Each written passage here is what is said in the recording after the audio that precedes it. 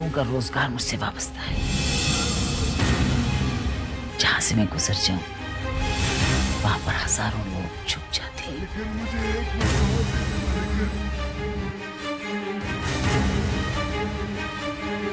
दस्तारे अना 14 अप्रैल से हर जुम्मा रात 8 बजे सिर्फ टीवी 1 पर।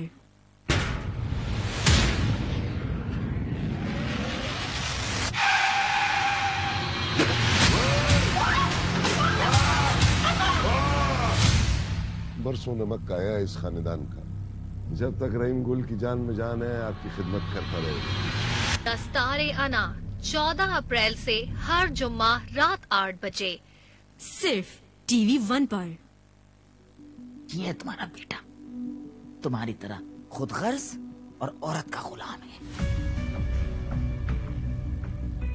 मुझे अपनी जागीर में कोई दिलचस्पी नहीं है। मेरी दुनिया सिर्फ तुम हो।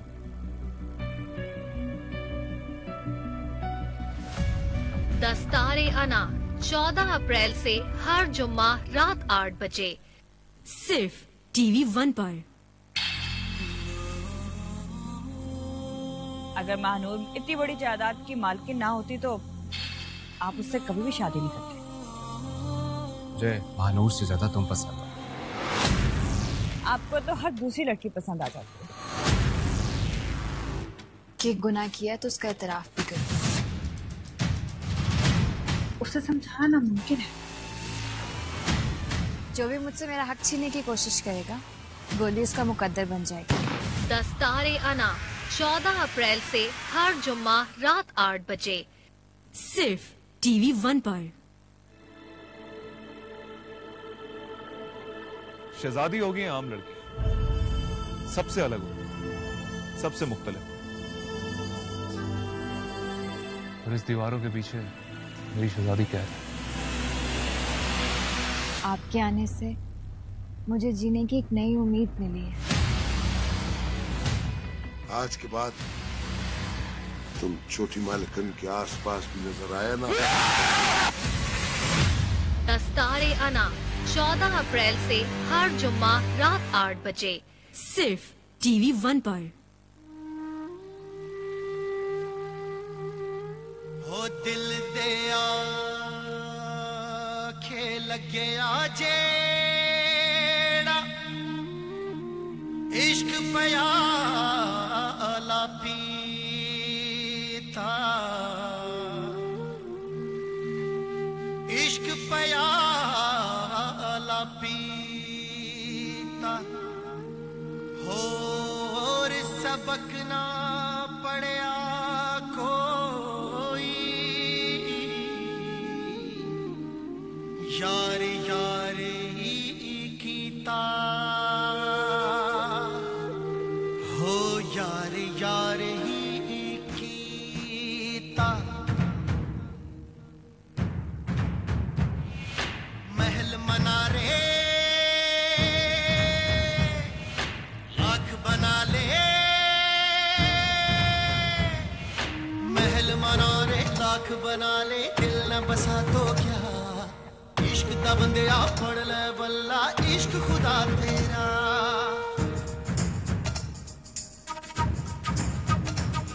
पैमाने वफा दस्तारे अना, पैमाने वफा दस्तारे अना, सब कुछ है यही रह जाना। जिंद बना दे जीद करा दे यार मेरा साया, रांझड़ मेरा माही मेरा ढोल मिला साया।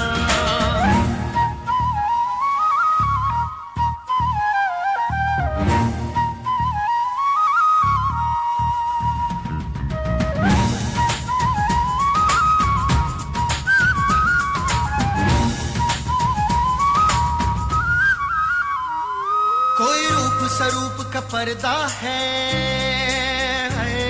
किसी गहरे दर्द का पहरा है। मैं यार मनाऊं तो कैसे मुझे दीवारों ने रोका है। पैमाने वफा दस्तारे अना, पैमाने वफा दस्तारे अना, सब कुछ है यही रह जाना।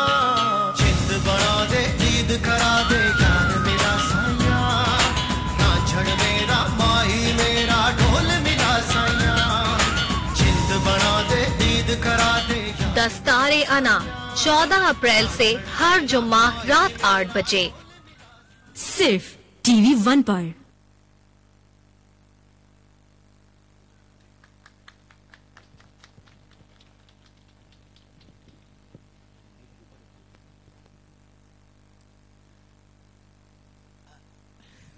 ये कह रहे हैं छोटी तालियां बजी हैं जी, हमें ज्यादा तालियां चाहिए। मोर एंथुजियाज्म, थैंक यू। अच्छा जी, इन सब गैलेक्सी ऑफ स्टार्स में एक बहुत बड़ा शाइनिंग स्टार जो है वो है मोहसिन तलत, जिन्होंने इन सब स्टार्स को अपने इर्द गिर्द रखा। और इनसे तो हम सुनेंगे, वो आपको इनकी कारकर्दगी भी नज़र भी आई होगी। Look at the beautiful locations, look at the performances, जिस तरह एक शूट किया गया है, द एंगल्स, जिस तरह इन्होंने कॉम्पोजिशन बनाई है, हर फ्रेम जो है it's so beautiful. So I think I am going to start with Mohsin. कि आपके पास माइक तो नहीं है, एक माइक और मिल सकता है? कि आप बताइए कि आपने ये दस्तारे अना में ये क्या, आपको इस स्क्रिप्ट में क्या एक खास चीज़ लगी जो आपने कहा और कुछ नहीं करूँगा, अब दस्तारे अना करूँगा? सबसे पहली चीज़ तो ये कि एज डायरेक्टर मुझे लगता है कि ये मेरी ड्यूटी है कि मैं अपने ड्रामास के थ्रू सोसाइटी को जो है वो एजुकेट करूँ। तो इस कहानी की जो सबसे इम्पॉर्टेंट बात मुझे लगी थी, दैट इज़ हमारे यहाँ इस वक्त सोसाइटी में एक चीज़ बहुत मिसिंग है, विच इज़ बैलेंस। जो एक बैलेंस होता है किसी की भी ज़िंदगी में, जिसकी वजह से वो अपने रिलेशंस को या अपनी सारी ज़िंदगी गुजार रहा होता है, वो कहीं ना कहीं मिसिंग है और वो कम होता जा रहा है। तो इसकी वजह से एक्सट्रीमिज़म जो है वो ज़्यादा बढ़ रहा है, चाहे वो नेगेटिविटी हो या वो पॉजिटिविटी हो। फिर मुझे लगता है एक्शन जो है वो, या इस तरह का एडवेंचर जो है वो मेरा फोटे है, या वो मैं ऐसा काम है जो मैं करते हुए ज़्यादा एंजॉय करता हूँ। वैसे तो अपना काम वैसे ही एंजॉय करता हूँ, बट एक्शन या ये जो एडवेंचर है वो मैं ज़्यादा दिल से बहुत शौक के साथ करता हूँ। इसको इस तरह कह लें कि इस तरह के ड्रामे की रिकॉर्डिंग शायद मैं 18 घंटे करता हूँ, बाकी ड्रामों की 12 घंटे करता हूँ। तो ये एक वो स्पेशल मैसेज है इस ड्रामे के थ्रू जो हमने देना चाहा है। और समटाइम्स होता क्या है कि किसी एक ड्रामे के बाद जो है वो आपको कोई एक मैसेज मिलता है, क्योंकि आपने पढ़ा है इसलिए आपको पता है कि हर सीन में हमने कोशिश की है कोई ना कोई इस तरह की बात की जाए जिससे अवेयरनेस हो, या कहीं जो बिगाड़ पैदा हो रहा है हम उसको ज़रा सीधा करने में कहीं ना कहीं कामयाब हो सकें। आजकल जो ड्रामास बन रहे हैं यूजुअली वो या तो इशू बेस्ड होते हैं या कैरेक्टर बेस्ड होते हैं, उनमें बाकी चीज़ें नहीं होती। ज़िंदगी में और बहुत सारी चीज़ें होती हैं जो आपको डिस्कस करनी चाहिए। तो हमने कोशिश की है इसमें कि कुछ अच्छा मैसेज, कुछ पॉजिटिविटी जो है वो सोसाइटी में या सोसाइटी को दे सकें, जिसके लिए मेहनत बहुत की है। ऑफ कोर्स एक्सट्रीम वेदर्स में जाके काम करना, ये जितने भी टी शर्ट्स में और इस तरह ये सारे लोग नज़र आ रहे हैं, ये सब मुझसे कह रहे होते थे कि खुदा के वास्ते 2 जैकेट्स पहनने दें या जैकेट्स पहनने दें। एक सीक्वेंस में तो बहुत कोशिश की मुझे आयशा ने समझाने की कि देखिए बॉस ये तो जैकेट पहन सकती है, बॉस ये लड़की तो देखिए जीन्स पहन सकती है, अच्छा ये लड़की तो अगर क्लोज शॉट है तो लॉन्ग बूट पहन सकती है। और मैं बिल्कुल नहीं माना, तो आखिर में इसने कहा बॉस ठंड बहुत है। तो मोहसिन अच्छा, आपने इसके माने विलन का भी रोल अदा किया है? जी कहीं कहीं, बल्कि नहीं ज़्यादातर। अच्छा, एक और बहुत इम्पोर्टेंट और बहुत मज़ेदार बात थी, वो मैं ज़रूर यहाँ डिस्कस करना चाहूँगा। एक कोई भी आपसे वैसे ही पूछ लेते हैं तो एक बड़ा यादगार सा या एक बहुत फ़नी एक किस्सा है जो मैं ज़रूर बताना चाहूँगा। हम एक जगह है वहाँ मरी के पास, बुस्ताल मोड़, वहाँ पे हम शूट कर रहे होते थे। तो सलमान का घर जो है वो हमने वहाँ बनाया था। तो आप समझे जहाँ हम रह रहे थे उस लोकेशन से कोई 1 घंटे की ड्राइव थी। तो जितने भी एक्टर्स थे उनको हम सुबह ही लेके जाते थे, क्योंकि 1 घंटा लेके जाएं फिर उसके बाद वापस भेजें गाड़ी, फिर आए तो वो 3 घंटे तक गाड़ी चलती रहेगी। तो उससे बेहतर है कि प्लीज़ एक एक्टर को कि आ जाएं। खैर, तो वहाँ पे उस घर वालों में एक छोटा सा बच्चा होता था 11-12 साल का, और वेरी गुड लुकिंग। लड़कों के लिए हालांकि खूबसूरत का लफ्ज़ इस्तेमाल नहीं होता है, लेकिन वो वाकई बहुत खूबसूरत बच्चा था और वेरी इंटेलिजेंट। मुझे लगता है अगर हॉलीवुड वाले देख लेते तो शायद जेम्स बॉन्ड का बचपन उससे करवाते। वो इतना हर वक्त तजस्सुस में रहता था और ऐसे देख रहा होता था हर चीज़। बाकी भी गांव के बच्चे थे, वो बहुत क्यूट थे, वो देख रहे होते थे, लेकिन उसको ये होता था ये क्यों हो रहा है, कैसे हो रहा है, कौन कर रहा है। एनीवेज, तो उसने कहीं पूछ लिया कि यार ये जो सारे लोग हैं इनको पैसे कौन देता है। तो उस दिन मैंने ग्रीन हुडी पहनी हुई थी, तो किसी ने आके बताया ये ग्रीन शर्ट वाले भाई मेरे पास आ गया, आके कहता है कि सर ये जो एक्टर शो करते हैं। मैंने कहा क्या? कह रहे ये जो भी ये शो कर रहे हैं, जब ये इनके पैसे आप देते हैं? मैंने कहा हाँ बेटा। तो कह रहे कैसे देते हैं? मैंने कहा बेटा मैं समझा नहीं। कहते नहीं कैसे देते हैं? मैंने कहा बेटा मैं तो हाथ में ही देता हूँ, जाहिर है, और कैसे दूंगा। कहते नहीं आप किस हिसाब से देते हैं? तो मैंने कहा बेटा हम वजन के हिसाब से देते, हम तोल के देते हैं। कहते मतलब? मैंने कहा मैं देता हूँ 1500 रुपए मन। व्हाट? कहने लगा मतलब? मैंने कहा 1500 रुपए मन। कहता अच्छा। उसने ऐसे देखा, कहता है ये बाजी तो बड़ी महंगी होंगी।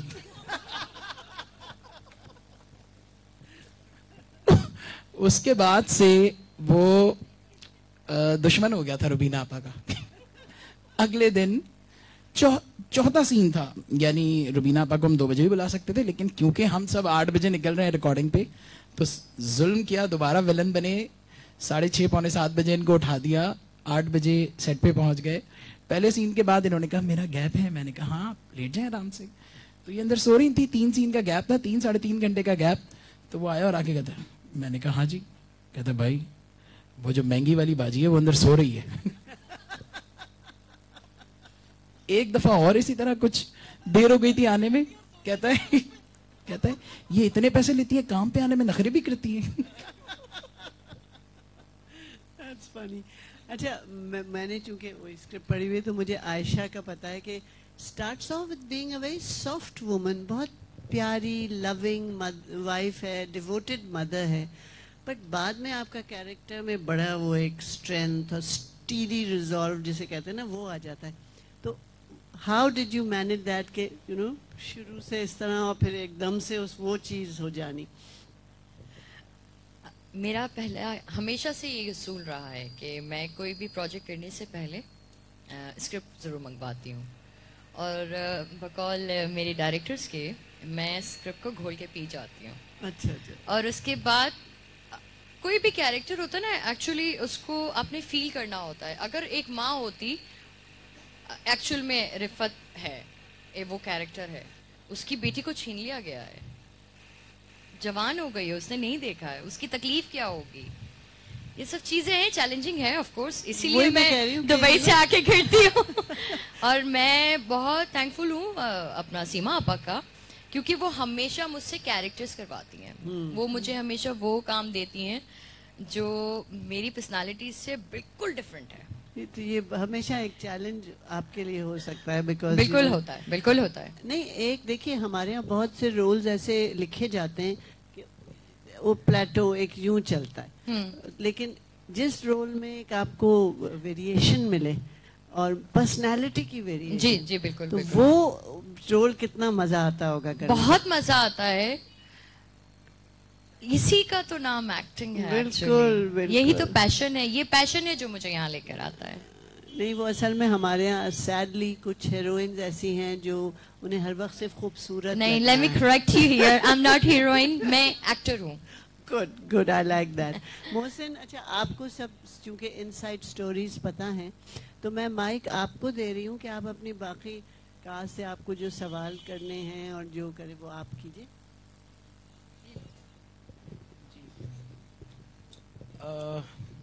मैं सबसे पहले शुरू करता हूँ सलमान से।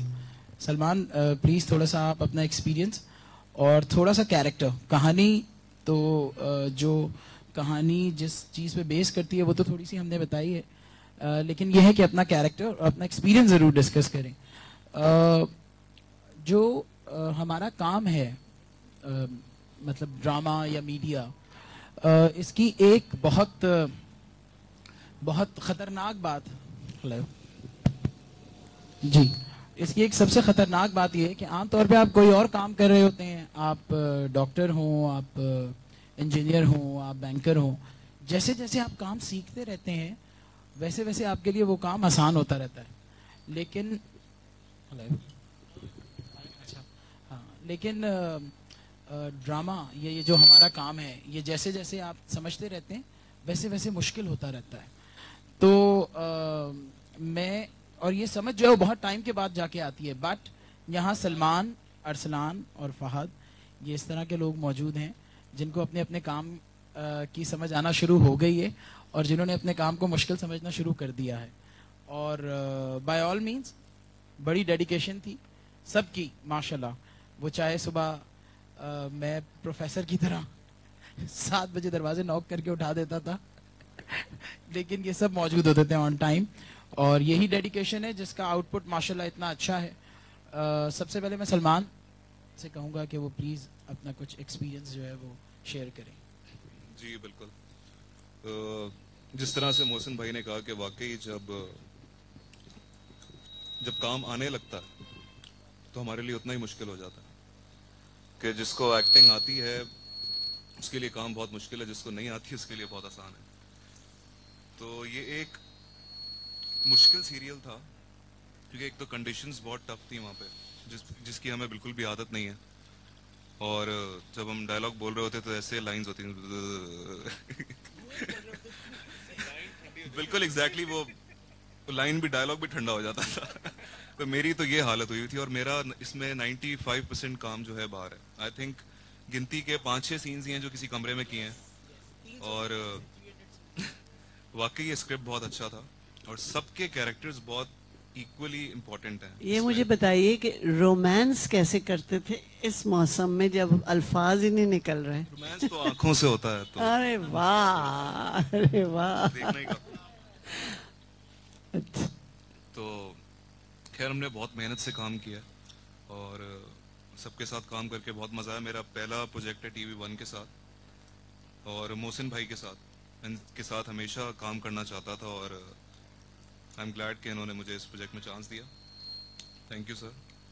और इतनी बड़ी स्टार कास्ट के साथ काम करने का मौका मिला। आबिद साहब, उस्मा गिलानी, आयशा गुल, फहद, अरसलान और फैसल रहमान साहब, Kashif Mahmood, I think he is a wonderful actor, Shahzad भाई, उनका बहुत ही इम्पोर्टेंट रोल है और मेरे कैरेक्टर के साथ बहुत कनेक्टेड है, और सनिया, I think she is brilliant. और आई होप कि ये सीरियल सबको बहुत ज़्यादा पसंद आए।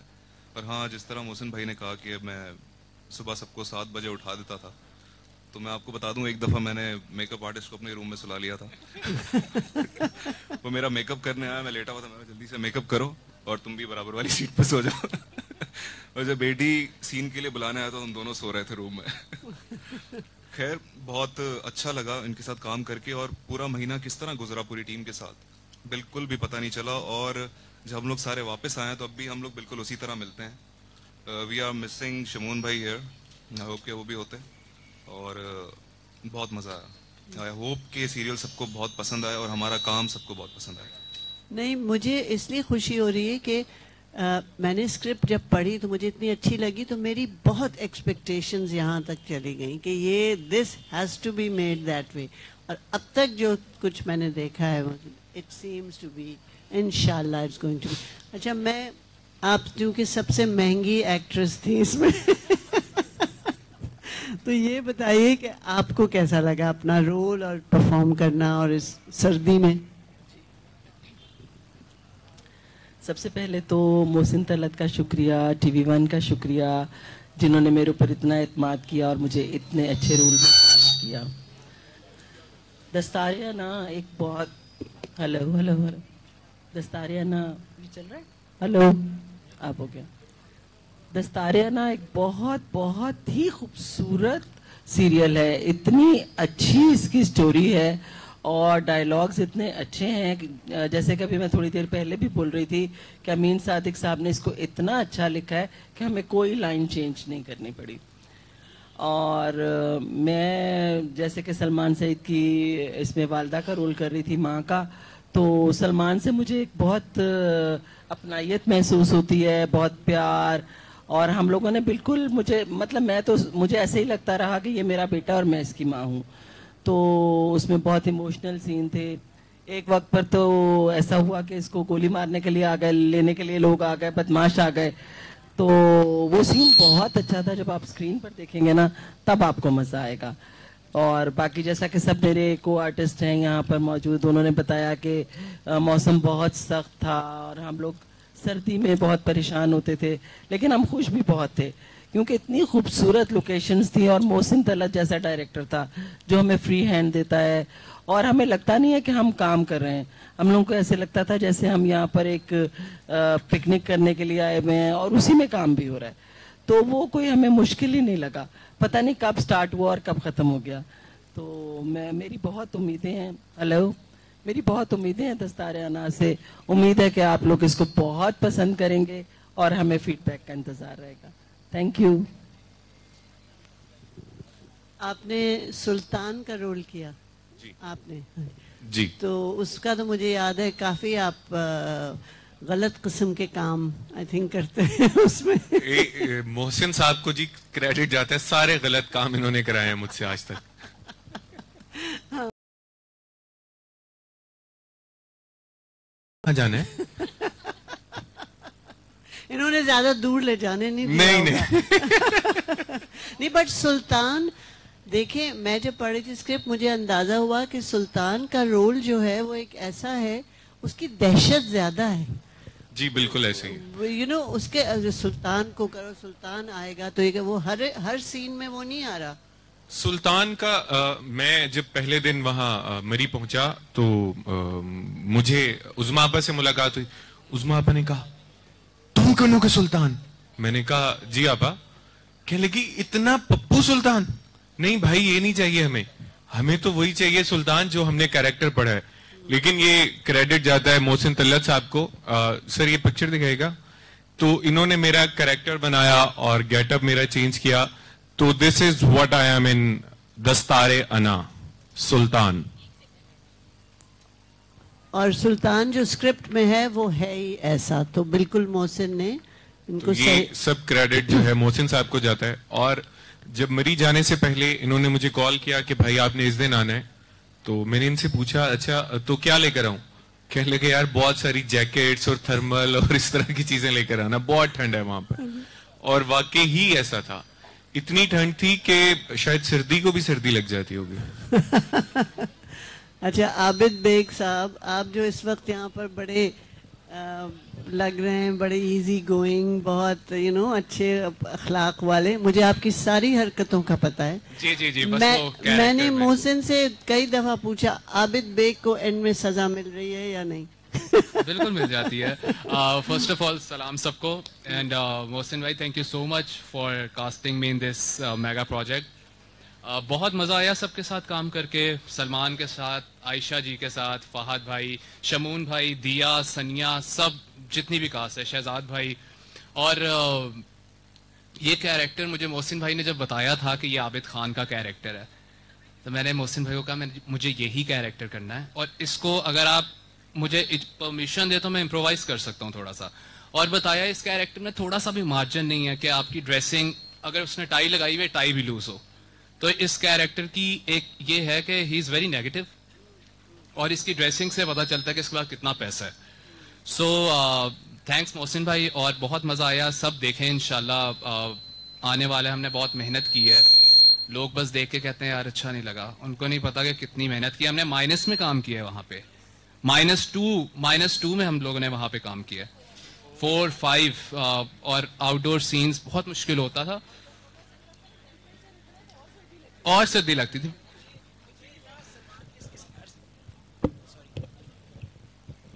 मुझे अरसलान के सीन में तो अरसलान की नाक से पता लग जाता था टेम्परेचर कितना है। वो इतनी लाल हो जाती थी। इवन प्रोमोज में या गाने में भी आप देखेंगे तो कुछ जगहों पे जहां आपको सलमान की नाक बहुत लाल लगे तो आप समझ जाए वहां ठंड बहुत है। और डायलॉग बोलते हुए कोई मुंह से धुएं निकलते थे। उफ, आपको आप बिलीव करें वाकई बहुत बहुत मुश्किल था और इन सब की बहुत सपोर्ट थी जो ये मुमकिन हो सका। अदरवाइज जिस तरह के आप शॉट्स देख रहे हैं, सनिया का जो शॉट है, ड्रोन वाले जो कुछ शॉट्स हैं, सलमान के शॉट्स हैं, वो शॉट्स हमने कोई 6 बार प्लान किए थे, लेकिन वो ठंड और वो वेदर ऐसा नहीं था कि उनमें वो आप शॉट्स आप वो शॉट्स शूट कर सकें, तो इस वजह से वो कैंसिल हुआ। फिर सलमान का ही एक और सीक्वेंस था रात का, उसमें तो हम कोई 8 बार हमने वो प्लान किया, बट वो रात में कभी स्नोफॉल हो जाए, कभी रात में धुंध इतनी हो जाए कि आप वो शूट कर ही नहीं सकते हैं। बट ऑफ कोर्स सपोर्ट थी सबकी, तो उसके लिए मैं सबका बहुत शुक्रगुजार हूँ, अपनी पूरी टीम का, स्पेशली TV1 का। और अगर आप दस्तारे अना के बारे में वैसे पूछें कि ब्रेन चाइल्ड किसका है, तो वो क्रेडिट जाता है सीमा ताहिर और शहवार को, क्योंकि दस्तारे अना कोई एक चीज़ करनी है हमने, वो सिर्फ हमने तो 2 कैरेक्टर डिस्कस किए थे, उसके बाद कहानी कैसे कहाँ जानी है उसमें शहवार का और सीमा का बहुत इनपुट था, उसके लिए मैं बहुत थैंक यू कहूँगा, बहुत शुक्रिया। और एक न्यूज़ अभी मुझे इन्होंने कही थी अनाउंस करने के लिए, वो मैं आपको बता दूं कि ट्विटर पे हैशटैग दस्तारे अना, यानी अभी इस वक्त जो है वो हम पाकिस्तान में नंबर 1 पे हैं माशाल्लाह।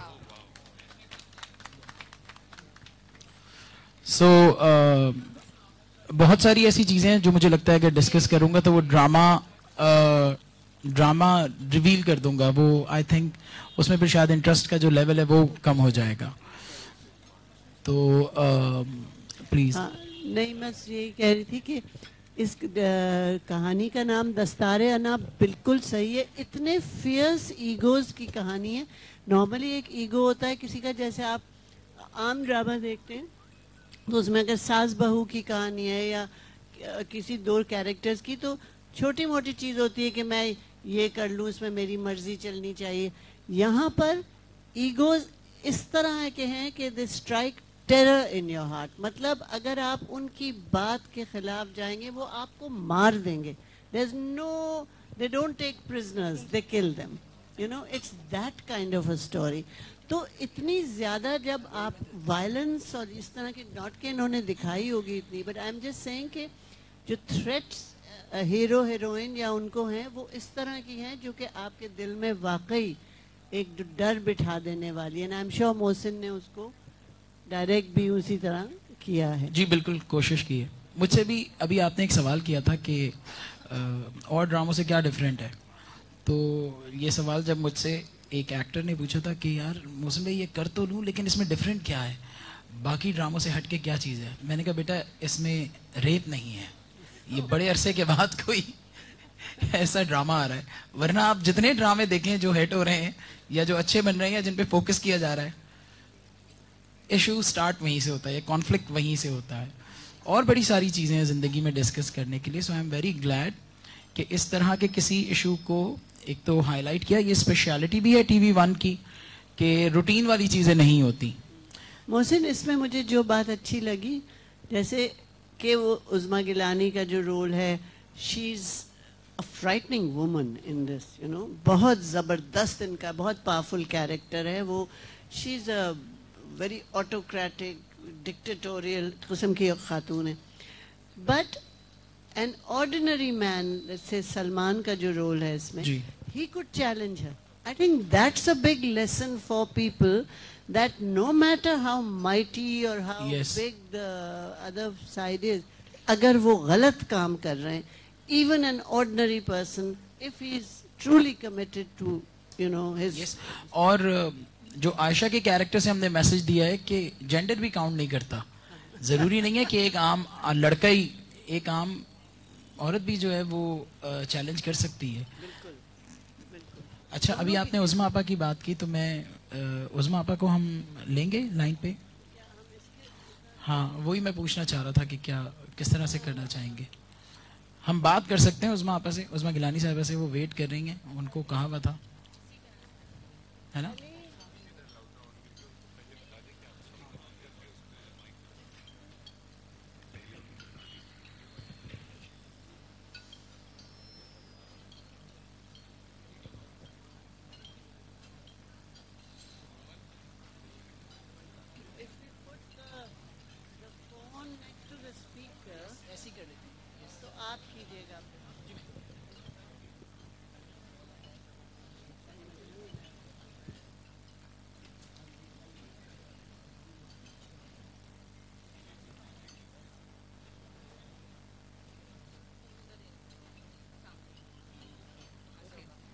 यहाँ से नहीं हो सकेगा। नहीं, वो वैसे ही आपको भी वहीं जाना पड़ेगा। सवाल तो आप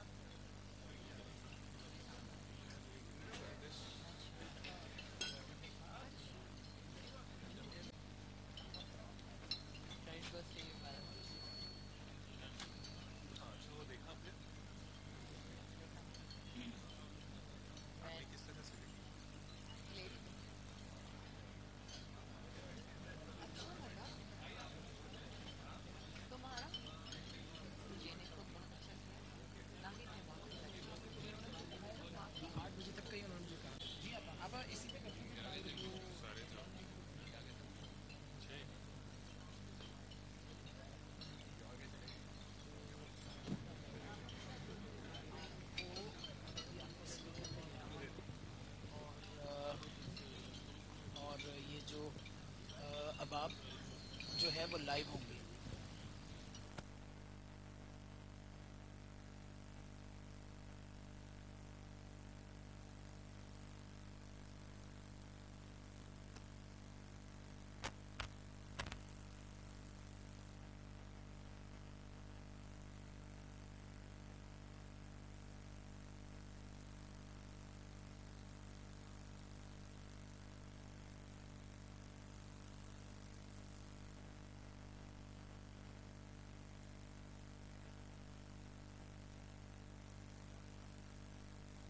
जी जी, मैं लाइन पे हूँ। अच्छे लोग सुन रहे हैं। कौन सा बोल रहे हैं आप? अस्सलामुअलैकुम।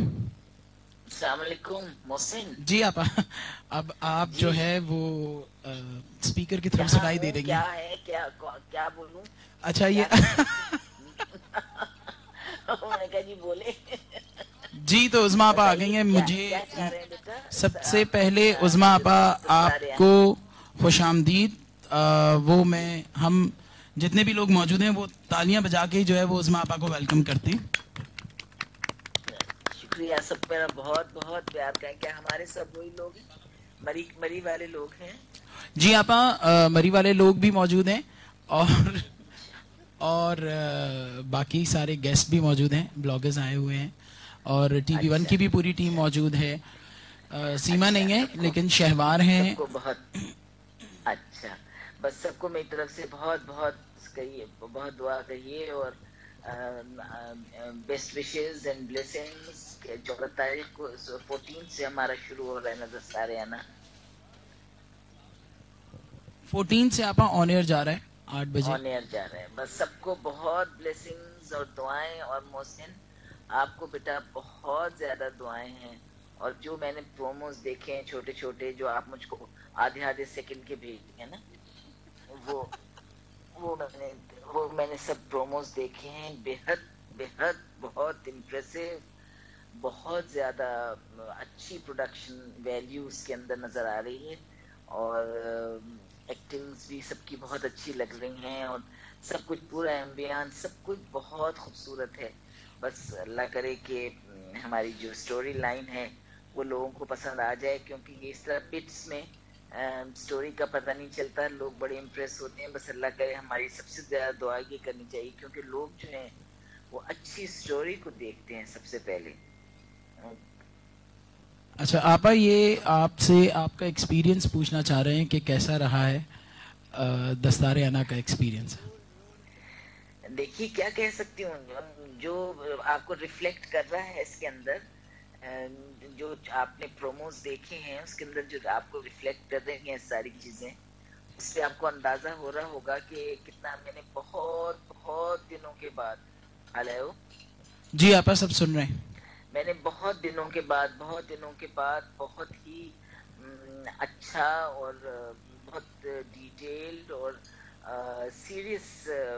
सीरियसनेस देखी है काम में, तो उसका सारा क्रेडिट मोहसिन को जाता है। और बहुत ज्यादा अनफेवरेबल सर्कमस्टेंसेस में इन्होंने जिस तरह से सब लोगों से हमसे पेशेंस के साथ काम लिया, क्योंकि इतनी सर्दी थी और सब लोग बीमार और मूड्स लोगों के बहुत ज्यादा खराब और चिड़चिड़े हुए वे सब लोग जाहिर है, लेकिन इसके बावजूद मोहसिन ने अपना कूल नहीं छोड़ा और बहुत ही अच्छी तरह से मोहसिन आपने और साकिब ने और सब लोगों ने, किस किस का नाम लूं, सबका एक का नाम लूंगी तो लंबा टाइम हो जाएगा, लेकिन बहुत बहुत अच्छा लगा। मैंने बहुत दिनों के बाद मुझे पीटीवी में जैसे मैं काम किया करती थी वो मुझे मजा आया यहाँ पर आके। थैंक यू आपा। अच्छा आपा, कुछ आपके रोल के बारे में कुछ बताएं, वो ये सुनना चाह रहे हैं। बेटा बहुत चैलेंजिंग रोल है और आपको मालूम ही है इसका बहुत चैलेंजिंग रोल है और बहुत डायमेंशंस हैं, बहुत लेयर्स हैं इसके अंदर, इस रोल के अंदर। और मैं यही कहती हूँ कि इंसान पैदा कोई भी नेगेटिव या इस तरह का नहीं होता, उसको क्या चीज़ें, सबसे पहले जब मैंने यही आपको याद है कि मैंने पूछा था कि ये क्यों ऐसी हो गई है, ये औरत इतनी सख्त गिर क्यों हो गई है, कोई रीज़न होता है जो इंसान इस तरह से हो जाता है, बाय बर्थ तो कोई भी ऐसा नहीं होता। तो वो जो उसके रीजंस हैं वो बड़े अच्छे हैं, वो जब आप लोगों पे फोल्ड होंगे हमारे देखने वालों के ऊपर तो फिर अंदाजा होगा कि ये औरत जो है ये। और वैसे भी खैर जब आपका इतना बड़ी एस्टेट के आप ओनर हों और वो हों तो वो तो आप क्या कह रहे हैं ये बीच में? नहीं आप सुन रहे हैं आपको।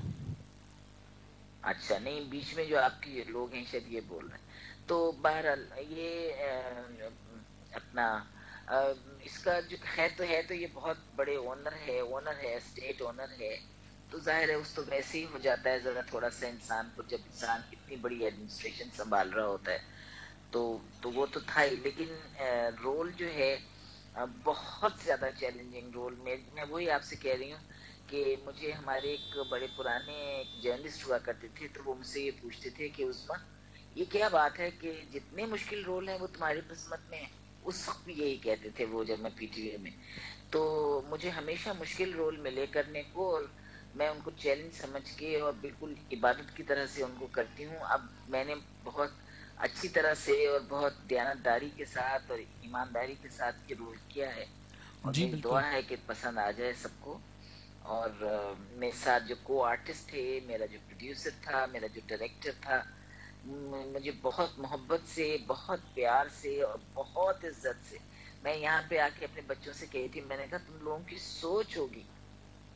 सोच होगी कि तुम्हारी माँ की वहाँ पे कितनी इज्जत है और कितनी मोहब्बत है। मैंने कहा आप लोग सोचें, यू कैन नॉट इमेजिन, ये किस्मत वालों के होता है और मुझसे अल्लाह किसी बात पर राजी है जो मुझे अल्लाह ताला ने इतनी मोहब्बत और इतनी इज्जत अता की हुई है। बेशक। तो मोहसिन इसमें आपका और सब बच्चों का सबका बहुत बहुत शुक्रिया और मेरी दुआ है कि जो हमारे व्यूअर्स हैं देखें इसको और उनको पसंद आए और फीडबैक हमको मिले। तो सारी मेहनत, क्योंकि वहाँ पे जरा कठिन तो था काम करना, इतनी सर्दी में मुश्किल तो था, तो वो सारी तकलीफें, जिस्मानी तकलीफें सब खत्म हो जाएंगी जब हमारा ये पसंद आएगा सबको, ये हमारा सीरियल। जी इंशाल्लाह। और सीमा को मेरी तरफ से बहुत ही मुबारकबाद दीजिएगा कि मेरे ख्याल में बहुत वो खुश नसीब है, उसके पास बड़े अच्छे अच्छे प्रोजेक्ट्स वो करती हैं, चैलेंज लेती हैं और करती हैं और वो माशाल्लाह कामयाब होते हैं और ये भी इंशाल्लाह बहुत कामयाब होगा। और मोहसिन मेरा जहाँ तक ख्याल है कि तुम्हारा जो ये बहुत सारे तुमने अच्छे अच्छे काम किए होंगे, लेकिन मुझे लगता है कि ये फेदर है आपके कैप में। जी थैंक यू आपा, थैंक यू, बहुत शुक्रिया आपका। मुझे भी लगता है यही तुमने बहुत अच्छे अच्छे काम किए हैं, मुझे मालूम है, लेकिन ये जो मैं जो देखा है मैंने जितना काम, वो बहुत उसके अंदर बहुत मेहनत, बहुत विजन, बहुत होमवर्क नजर आ रहा है उसके अंदर बेटा। थैंक यू आपा, बहुत शुक्रिया। वो एक पनाह वाली बात जो है ना वो मैं चाहूंगा कि आप कह दें तो बस मेरी तरफ से और सब लोगों से भी बातें नहीं वो करनी होंगी। नहीं वो आपा वो जो एक बात आपने कही थी ना कि आज तक आपके लिए जो सबसे डिफिकल्ट प्रोजेक्ट रहा हो, तो वो आपने एक बात कही थी कि पहले था पनाह और अब अल्लाह की पनाह।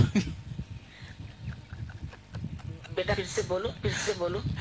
मैंने कहा वो आपने एक बात कही थी ना कि मुझसे कोई भी जब आपसे पूछता है, अब तक दस्तारे अना से पहले कोई आपसे पूछता था कि सबसे ज्यादा डिफिकल्ट प्रोजेक्ट आपका कौन सा रहा, तो आप कहती थी पनाह। वो फिजिकली भी और वैसे भी बाय ऑल मींस बड़ा डिफिकल्ट था। और दस्तार अना के बाद अल्लाह की बना। बिल्कुल, मैं बताती हूँ आपको।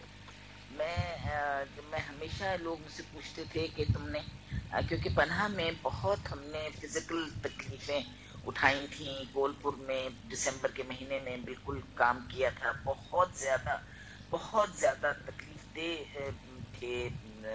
पहाड़ों के ऊपर चढ़ना और काट जुटना और भूखा प्यासा रहना और सब कुछ, ये सब कुछ किया था। और हमेशा ये कहती थी कि पनाह जो था वो मेरा सबसे मुश्किल प्ले था अपनी जिंदगी का।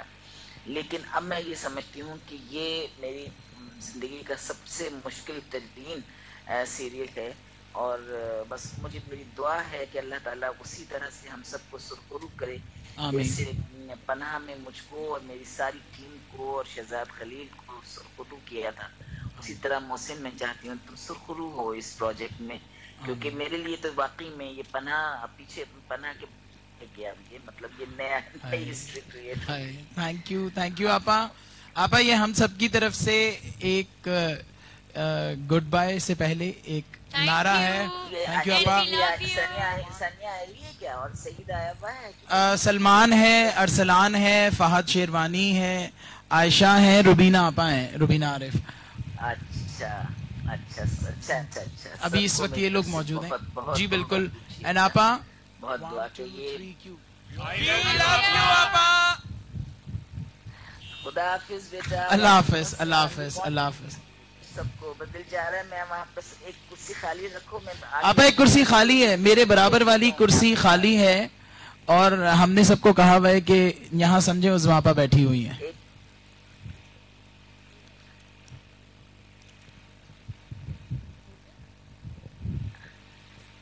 हाँ, बस एक कुर्सी खाली रखिए मोहसिन साहब। मैं बैठी हुई हूँ, मैं पहुंच गई हूँ वहाँ पर। नजर नहीं आ रही हूँ, but I am there. Thank you आपा। आ जाएगा और मैं बंद करता हूँ। अच्छा। अल्लाह हाफिज। मुझे पूछना ये आबिद बेग और सुल्तान साहब से कि अगर मैंने भी किसी बंदे को उठवाना हो, उसे सजा देनी हो, कुछ करवाना हो, तो मैं आपकी मदद ले सकती हूँ?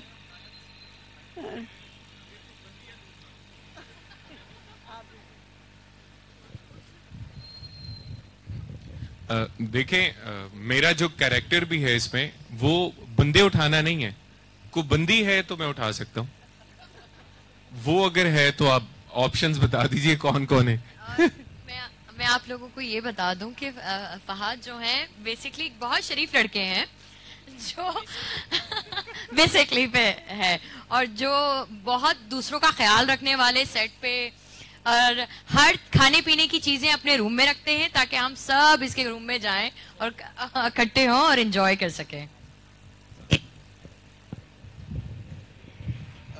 अब अजान हो गई है तो मुझे कहा गया है कि पहले खाना है और उसके बाद जो है वो हम गेम्स की तरफ चलेंगे। आई थिंक एक्टर्स और ब्लॉगर्स जो हैं वो उसके बाद बोर्ड गेम्स होंगे, बट उससे पहले खाना है। But thank you every